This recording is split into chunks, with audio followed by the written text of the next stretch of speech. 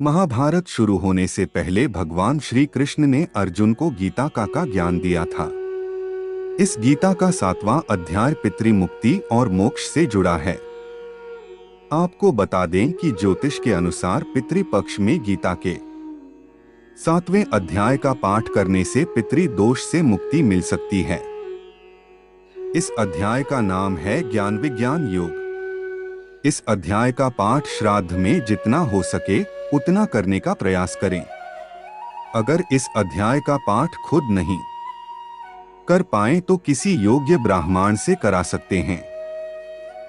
और गीता का 7वां अध्याय रोज सुना या पढ़ना चाहिए। इससे पितरों से मुक्ति मिलती और पीटर हमें आशीर्वाद देते हैं। चलो सुनते हैं गीता के 7वें अध्याय का महात्म्य। भगवान शिव कहते हैं, हे पार्वती, अब मैं 7वें अध्याय का महात्म्य बतलाता हूँ, जिसे सुनकर कानों में अमृत राशि भर जाती है। पाटलिपुत्र नामक एक दुर्गम नगर है, जिसका गोपुर द्वार बहुत ही ऊंचा है। उस नगर में शंकुकर्ण नामक एक ब्राह्मण रहता था।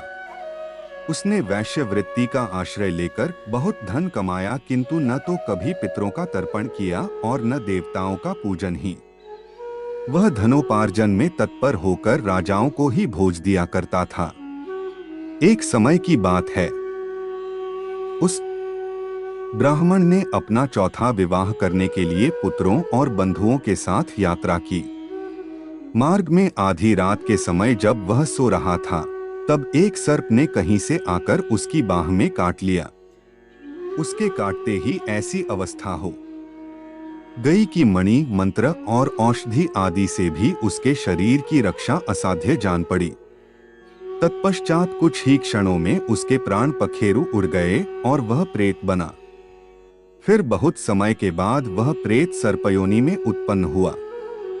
उसका वित्त धन की वासना में बंधा था।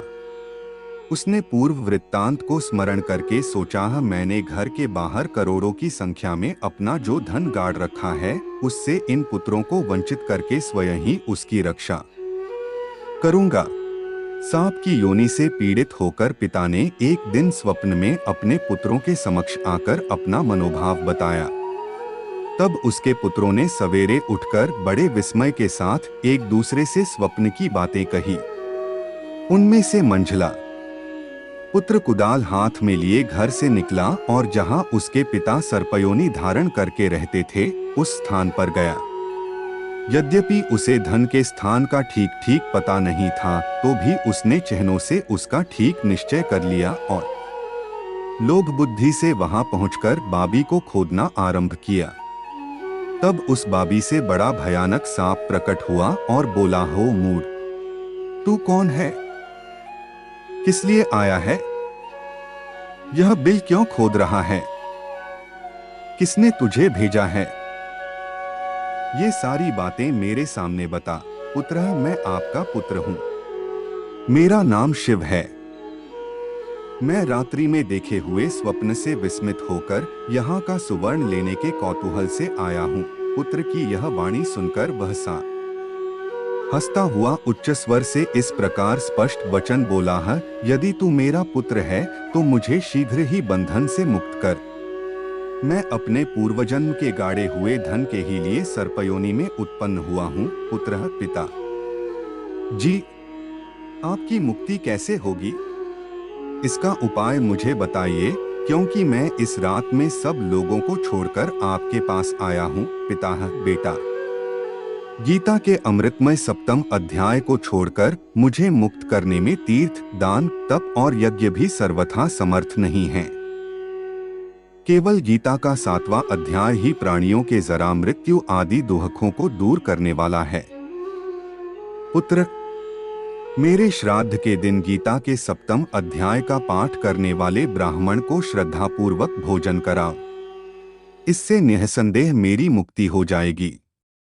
वत्स, अपनी शक्ति के अनुसार पूर्ण श्रद्धा के साथ निर्व्यसी और वेद विद्या में प्रवीण अन्य ब्राह्मणों को भी भोजन कराना। सर्पयोनि में पड़े हुए पिता के ये वचन सुनकर सभी पुत्रों ने उसकी आज्ञानुसार तथा उससे भी अधिक किया।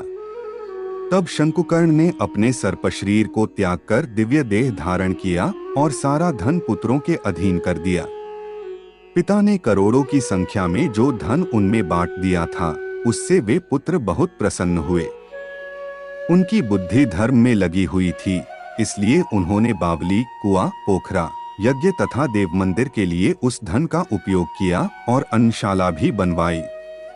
तत्पश्चात 7वें अध्याय का सदा जप करते हुए उन्होंने मोक्ष प्राप्त किया। हे पार्वती, यह तुम्हें 7वें अध्याय का महात्म्य बतलाया, जिसके श्रवण मात्र से मानव सब पातकों से मुक्त हो जाता है।